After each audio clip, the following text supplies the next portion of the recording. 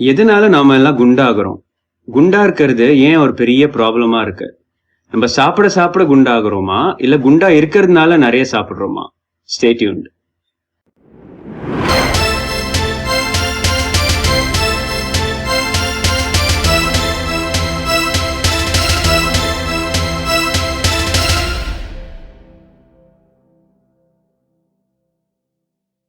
Hi everybody. நான் ஸ்ட்ரெயிட்டா topic குள்ள ஜம்ப் பண்றேன். ஏன்னா நிறைய பேச வேண்டியிருக்கு, ஷார்ட் டைம் தான் இருக்கு. எதனால குண்டாகிறோம் அப்படின்னு பாத்தீங்கன்னா, ஏர்லி மேன் டைம்ல இருந்தே எவல்யூஷனரி பெர்ஸ்பெக்டிவ்லயே குண்டாகிறது மனுஷனுக்கு ஒரு ஆயுதம்.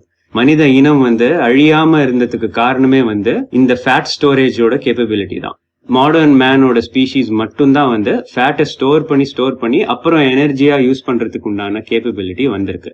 ஏர்லி மேன் பாத்தீங்கன்னா வேட்டையாடினாதான் அவங்களுக்கு சாப்பாடு கிடைக்கும். சில நாள் வேட்டையாடி ஒண்ணுமே கிடைக்காம பட்னியாவும் தூங்க வேண்டியிருக்கும். அதையும் தாண்டி அடுத்த நாள் சாகாம திருப்பி வேட்டையாடி திருப்பி ஏதாச்சும் மிருகத்தை பிடிச்சிட்டு வந்துதான் சாப்பிட முடியும். ஸோ இந்த எனர்ஜி எங்கேருந்து வரும் அப்படின்னு பாத்தீங்கன்னா, ஏதாச்சும் ஒரு மிருகத்தை மனுஷன் கொன்னு அதை சாப்பிடும்போது ஒரேடியா எவ்வளவு சாப்பிட முடியுமோ அவ்வளவுதான் அவனால சாப்பிட முடியும். அந்த காலத்துல ஃப்ரிட்ஜ் கிட்ஜ் எல்லாம் ஒண்ணுமே கிடையாது. ஸோ மிச்சத்தை அப்படியே வேஸ்டா போகும், அழுகி போயிடும். ஸோ அழுகி போகாம அவனால எவ்வளவு காலி பண்ண முடியுமோ அவ்வளவு கஷ்டப்பட்டு காலி பண்ணிட்டு எக்ஸ்ட்ராவா நிறைய சாப்பிட்டுருவான். எக்ஸ்ட்ரா கேலரிஸ் எக்கச்சக்கமா சாப்பிட்டுட்டு அதை ஃபேட்டா ஸ்டோர் பண்ணிப்பான். அதுக்கப்புறம் அடுத்த வாட்டி வேட்டை ஆடிட்டு எதுவுமே கிடைக்காம அவன் ஹண்ட் பண்றதுக்காக எனர்ஜி வரணும்ல, அந்த எனர்ஜிக்கு ஸ்டோர்டு ஃபேட்டை யூஸ் பண்ணிப்பான். ஸோ இப்படிதான் மனித இனம் பஞ்சத்துல எல்லாம் சர்வைவ் பண்ணிருக்கு அவ்வளவு வருஷத்துக்கு. ஸோ இப்போ ஃபுட் உங்களுக்கு கம்ப்ளீட்டா அன்லிமிட்டடா இருக்கு. எல்லா grocery ஸ்டோர்லயும் உங்களுக்கு எல்லா காய்கறியும் கிடைக்கும், எல்லாமே கிடைக்கும். நம்மளோட பிசிக்கல் ஆக்டிவிட்டி அவ்வளவு அதிகமா இருக்கு தேவையில்லை. ஸோ நம்ம சாப்பிட்றதுக்கும் நம்ம பிசிக்கலா அதுக்காக ஒர்க் பண்றதுக்கும் கம்ப்ளீட்டா சம்பந்தமே இல்லாம போயிடுச்சு. ஸோ எக்ஸ்ட்ரா ஃபுட் அவைலபிலிட்டி இருக்கிறதுனால எக்ஸ்ட்ரா ஃபேட் கெயின் எல்லாம் தானா நடந்தது. எக்ஸ்ட்ராவா நிறைய சாப்பிடுறோம். ஆனா ஹண்டிங் மாதிரி எந்த ஒரு பிசிக்கல் ஆக்டிவிட்டியும் இல்லாம அது பர்ன் பண்றதுக்கு முடியாம இருக்கிறது தான் நம்மளோட மெயின் ப்ராப்ளம். ஸோ உங்க பாடியில இப்போ எப்படி ஃபேட் ஸ்டோர் ஆகுதுன்னு பார்க்கலாம். ஸோ நீங்க சாப்பிட்ற சாப்பாடுல இருக்கிற கார்போஹைட்ரேட்ஸ், நான் சொல்லியிருப்பேன் தெரியுமா, கார்போஹைட்ரேட்ஸ் உங்களுக்கு எனர்ஜி கொடுக்கும் அப்படின்னு சொல்லி. அது எப்படி எனர்ஜி கொடுக்கும்னா, உங்க பாடிக்குள்ள போயிட்டு அது குளுக்கோஸா மாறிடும். குளுக்கோஸா மாறும்போது அதால அப்படியே செல்ஸுக்குள்ள போக முடியாது. ஸோ அதை செல்ஸுக்குள்ள போக வைக்கிறதுக்கு உங்க பேன்கிரியாஸ்ங்கிற ஆர்கன் இன்சுலின் ஒரு ஹார்மோனை செக்ரீட் பண்ணும். அந்த ஹார்மோன் குளுக்கோஸோட பைண்ட் பண்ணிட்டு உங்க செல்ல ஃபீட் பண்ணும்.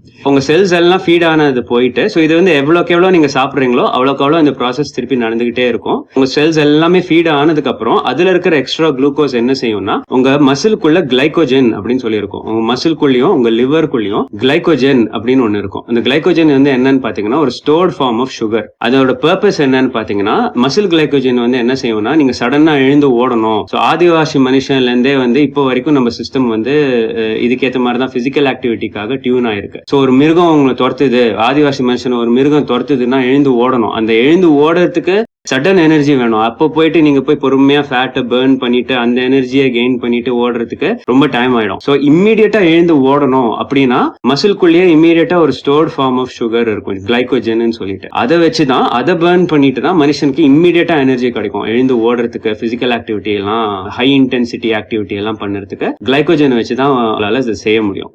நீங்க பிசிக்கல் ஆக்டிவிட்டி செய்ய அந்த கிளைகோஜன் டிப்ளீட் ஆகிட்டே போகும் பாடியில. எவ்வளோக்கு எவ்வளோ நீங்க பிசிக்கல் ஆக்டிவிட்டி ஹை இன்டென்சிட்டியா செய்யறீங்களோ அவ்வளோக்கு எவ்வளோ நீங்க கிளைகோஜனை டிப்ளீட் பண்ணிட்டு இருப்பீங்க உங்க மசில்குள்ள இருந்து. அந்த கிளைகோஜனை ரெஸ்டோர் பண்றதுக்காக இந்த எக்ஸஸ் குளுக்கோஸ் போய் ஃபில் பண்ணும், உங்க மசில் கிளைகோஜனை ஃபில் பண்ணும். அதையும் தாண்டி இருக்கிற எக்ஸஸ், இது எல்லாத்தையும் போக உங்க செல்ஸையும் ஃபீட் பண்ணியாச்சு, உங்க கிளைகோஜனையும் ஃபில் அப் பண்ணியாச்சு. அதையும் தாண்டி போகிற எக்ஸஸ் தான் ஃபேட் செல்ஸ்குள்ள போய் ஸ்டோர் ஆகும். இதுல ஒரு ட்ரிக் என்ன அப்படின்னா, உங்க கிளைகோஜன் நீங்க டிப்ளீட் பண்ணிட்டே இருந்தீங்கனாலே ஃபேட் ஸ்டோரேஜை நீங்க பிரிவென்ட் பண்ண முடியும். கிளைகோஜனை டிப்ளீட் பண்றதுக்கு HIIT ஒன்னு சொல்லுவாங்க, ஹை இன்டென்சிட்டி இன்டர்வல் ட்ரைனிங் அப்படின்னு சொல்லுவாங்க. இந்த மாதிரி ஃபாஸ்டா ஓடுறது, பயங்கர ஹை இன்டென்சிட்டியான எக்ஸசைசஸ் எல்லாம் செய்வாங்க. எதனாலனா அது கிளைகோஜனை டிப்ளீட் பண்ணும். கிளைகோஜனை டிப்ளீட் பண்ணிச்சுனாலே நீங்க அடுத்த வாட்டி கார்போஹைட்ரேட்ஸ் நிறைய சாப்பிடும்போது அந்த கிளைகோஜனை ரெஸ்டோர் பண்றதுக்காக தான் ஒர்க் பண்ணும். அதனால இப்போ HIITங்கிறது ரொம்ப ஃபேமஸ் ஆயிடுச்சு. ஒரே நேரத்துல ஒரு 30 செகண்டுக்கு கண்டினியூஸா ஓடினாலே நீங்க அடுத்த ஒரு 2 நாளைக்கு ஃபேட் எல்லாம் பர்ன் பண்ணுவீங்க, உங்களுக்கு ஃபேட் ஸ்டோரேஜ் அவ்வளவு சீக்கிரம் நடக்காது அப்படிங்கிற ஒரு லாஜிக்ல எல்லாம் நிறைய பேர் இதெல்லாம் பண்ணிட்டு இருக்காங்க. ஸோ HIIT செய்யறதுக்கு இதுதான் காரணம். ஒரு டேல வந்து கண்டினியூஸா ஃபேட் ஸ்டோரேஜோ இல்ல கண்டினியூஸா வந்து எனர்ஜி பர்ன் பண்ற மாதிரியோ எல்லாம் நடந்துட்டு இருக்காது. இது வந்து மாறி மாறி மாறி மாறி நடந்துட்டு இருக்கும். திடீர்னு ஃபேட் ஸ்டோர் ஆகும், எக்ஸ்ட்ரா எனர்ஜி தேவைப்படுறப்போ திடீர்னு ஃபேட் வந்து பிளட் ஸ்ட்ரீம்ல ரிலீஸ் ஆகும். இதே மாதிரி தான் பாடி ஒர்க் ஆயிட்டு இருக்கும். ஸோ உங்க எண்ட் ஆஃப் த டேல உங்க நெட் எனர்ஜி இருக்கு தெரியுமா, நெட் கேலரிஸ், உங்களோட கேலரிஸ் இன் கேலரிஸ் அவுட் எல்லாம் போக மிச்சம் உங்க உடம்புல எவ்வளவு தங்கி இருக்கோ அந்த கேலரிஸை பேஸ் பண்ணி தான் உங்க உடம்பு வந்து பிஹேவ் பண்ணும். இப்போ வந்து ஃபேட் அதிகமாகிறதுல உங்களுக்கு எதனால வந்து ஹெல்த் ப்ராப்ளம்ஸ் எல்லாம் வருது அப்படின்னு பாத்தீங்கன்னா 2 டைப் ஆஃப் ஃபேட் இருக்கு. ஒன்னு வந்து சப்கியூட்டேனியஸ் ஃபேட்னு சொல்லுவாங்க, ஒன்னு வந்து விசரல் ஃபேட்னு சொல்லுவாங்க. சப்கியூட்டேனியஸ் ஃபேட் வந்து நம்ம ஸ்கின்னுக்கு கீழே இருக்கிற ஃபேட். சப்கியூட்டேனியஸ் ஃபேட் தான் வந்து ஒரு மனுஷனை குண்டா காட்டுது. ஸ்கின்னுக்கு அடியில போயிட்டு செட்டில் ஆயிட்டு மனுஷனோட ஓவரால் சைஸ் வந்து பெருசாயிட்டே போகுது. சப்கியூட்டேனியஸ் ஃபேட் தான் வந்து மனுஷனை ஆக்சுவலா குண்டாக்குது. இன்னொரு டைப் ஆஃப் ஃபேட் வந்து விசரல் ஃபேட். விசரல் ஃபேட் என்ன பண்ணும்னா உங்க ஆர்கன்ஸை சுத்தி கெயின் ஆயிட்டே இருக்கும். ஆர்கன்ஸை சுத்தி இருக்கிற ஃபேட் தான் வந்து பெரிய ஹெல்த் ரிஸ்க்ஸ்க்கு ரெஸ்பான்சிபிள் அப்படின்னு சொல்றாங்க. நம்ம சாப்பிடும்போது நிறைய சாப்பாடுல டாக்ஸின்ஸ் இருக்கும், நிறைய பாய்சன்ஸ் இருக்கும், சின்ன சின்ன பாய்சன்ஸ் இருக்கும். அந்த பாய்சன்ஸ் எல்லாமுமே சேர்ந்து உங்க பாடி ஃபேட்டை ஸ்டோர் பண்ணும்போது அந்த பாய்சனே சேர்த்து ஃபேட்ல ஸ்டோர் பண்ணிடும். அந்த ஃபேட் செல்ஸ் வந்து என்ன செய்யும்னா ஒவ்வொரு வாட்டியும் வந்து ஃபேட்டை ரிலீஸ் பண்ணும்போது உங்க பாடியில நான் சொன்னேன் தெரியுமா, இந்த ஃபேட் ரிலீஸ் ஆகிற ப்ராசஸ், ஃபேட் ஸ்டோர் ஆகிற ப்ராசஸ் த்ரூ அவுட் த டே வந்து நிறைய வாட்டி நடந்துட்டு இருக்கும். ஃபேட்டை ரிலீஸ் பண்ணும்போது என்னன்னா அந்த ஸ்டோர் ஆயிருக்கிற டாக்ஸின்ஸே வந்து ரிலீஸ் பண்ணும். ஸோ இது வந்து இந்த ஆர்கன்ஸை சுத்தி அக்யூமுலேட் ஆயிருக்கிறதுனால எந்த ஆர்கன் பக்கத்துல இருக்கோ அந்த ஆர்கன் வந்து அந்த டாக்ஸினை வந்து அப்சார்ப் பண்ணிக்கும். கிராஜுவலா வந்து ஒரு டாக்ஸினா வந்து ஃபேட்ல இருந்து ஒரு ஆர்கனா அப்சார்ப் பண்ணி அதுலதான் வந்து பெரிய ஹெல்த் இஷ்யூஸ் வருது அப்படின்னு சொல்றாங்க. இந்த ஒரு சில பேருக்கு வந்து விசரல் ஃபேட் ஜாஸ்தி கெயின் ஆகும், சப்கியூட்டேனியஸ் ஃபேட் வந்து கம்மியா கெயின் ஆகும். ஸோ அவங்களுக்கு பாக்குறதுக்கு அவ்வளவு குண்டா இருக்க மாட்டாங்க. ஒரு சில பேர்லாம் பார்த்திருப்பீங்க, ரொம்ப ஒல்லியா இருப்பாங்க, எக்கச்சக்கமா திங்குறாங்க, ஆனா வந்து குண்டே ஆறுது இல்ல, தொப்பை மட்டும் பெருசா இருக்குன்னு பாப்பீங்கல்ல. தொப்பை மட்டும் பெருசா இருக்கிறவங்க, ஓவராலா ஒல்லியா இருக்கிறவங்க எல்லாம் வந்து விசரல் ஃபேட் அதிகமா இருக்கிறவங்களா இருப்பாங்க. சப்கியூட்டேனியஸ் ஃபேட் அதிகமா இருக்கிறவங்க வெளியில இருந்து பாக்குறதுக்கு பயங்கர குண்டா தெரிவாங்க, ஆனா அவங்க ஆர்கன்ஸ் சுத்தி அவ்வளவு ஃபேட் இருக்குமா இருக்காதான்னு நம்மளால கண்டுபிடிக்க முடியாது. அது சில டெக்ஸா ஸ்கேன் அந்த மாதிரி சில ஸ்கேனர்ஸ் எல்லாம் வச்சுதான் வந்து எவ்வளவு தூரம் ஃபேட் அக்யூமுலேட் ஆயிருக்குன்னு கண்டுபிடிக்க முடியும். விசரல் ஃபேட் தான் வந்து டிசீசஸ்க்கு ரிலேட்டட் அப்படின்னு சொல்றாங்க. ஸோ இதுல வந்து யாரு எவ்வளவு ஃபேட் ஸ்டோர் பண்றாங்க, எவ்வளவு விசரல் ஃபேட் ஸ்டோர் பண்றாங்க, எவ்வளவு சப்கியூட்டேனியஸ் ஃபேட் ஸ்டோர் பண்றாங்கிறதெல்லாம் வந்து ஜெனட்டிக்கலி ரிலேட்டட். ஸோ ஒரு ஜெனட்டிக்ஸ்க்கு ஏற்ற மாதிரி ஒவ்வொருத்தர் ஒரு மாதிரி இருக்கும். அதே மாதிரி மென் அண்ட் உமனுக்கு பாத்தீங்கன்னா அவங்களோட ஹார்மோன்ஸ் அதுக்கேற்ற மாதிரி வந்து வேற வேற இடத்துல ஃபேட் ஸ்டோர் பண்ணுவாங்க. மென் வந்து தொப்பையில தான் வந்து ஜாஸ்தி ஃபேட் ஸ்டோர் பண்ணுவாங்க, விமென் வந்து இடுப்புல பின்பக்கம் எல்லாம் வந்து நிறைய ஃபேட் ஸ்டோர் பண்ணுவாங்க. ஸோ நம்ம குண்டாகிறதுக்கு இன்னொரு ரீசன் என்னன்னா கோர்டிசால்னு ஒரு ஹார்மோன், அது வந்து ஒரு ஸ்ட்ரெஸ் ஹார்மோன்.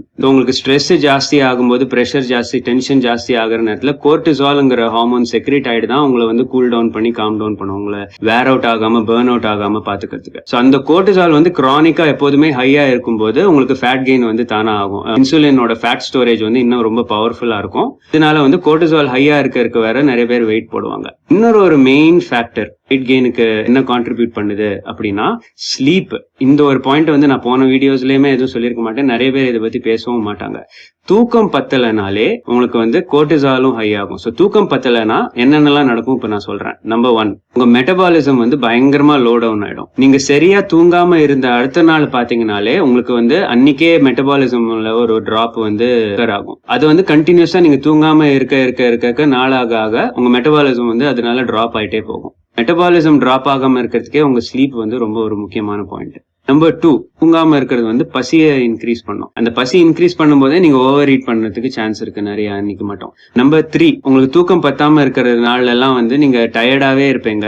அதனால நீங்க எக்ஸசைஸ் பண்ணணும்னு நினைச்சா கூட உங்களுக்கு அந்த மென்டாலிட்டி இருக்காது. எக்ஸசைஸ் இன்னைக்கு பண்ண வேணாம், நாளைக்கு பண்ணிக்கலாம், அப்புறம் பண்ணிக்கலாம்னு ஃப்ரீயா விட்டுருவீங்க. இப்போது டயர்டாவே இருப்பீங்க. இப்ப ஸ்டடீஸ் வந்து என்ன சொல்லுதுன்னு பாத்தீங்கன்னா, ஜெனட்டிக்ஸ்ங்கும் போது பாடி ஃபேட் செட் பாயிண்ட்னு ஒருத்தருக்கு இருக்கு அப்படின்னு சொல்றாங்க. பாடி ஃபேட் செட் பாயிண்ட் என்ன அப்படின்னா, இவ்வளவு பாடி ஃபேட் ரேஞ்சில இருக்கிற நேரத்துல உங்க பாடி வந்து ரொம்ப கம்ஃபர்டபுளா இருக்கு, உங்க பாடி வந்து எந்த ஒரு அலார்ம் சிச்சுவேஷனுக்கும் போகாம ரொம்ப கம்ஃபர்டபுளா கம்ப்ளசென்ட்டா இருக்கும். பாடி ஃபேட் செட் பாயிண்ட் ஒருத்தருக்கு கம்மியா இருக்கும், ஒருத்தருக்கு ஜாஸ்தியா இருக்கும். அதனாலதான் ஒரு சில பேர் வந்து ஒல்லியா இருந்துகிட்டே வந்து நார்மலா அவங்க ஆக்டிவிட்டிஸ் கேரி ஆன் பண்றாங்க. இன்னொரு சில பேர் வந்து பயங்கரமா குண்டானாதான் வந்து அவங்க நார்மலா ஃபீல் பண்றாங்க.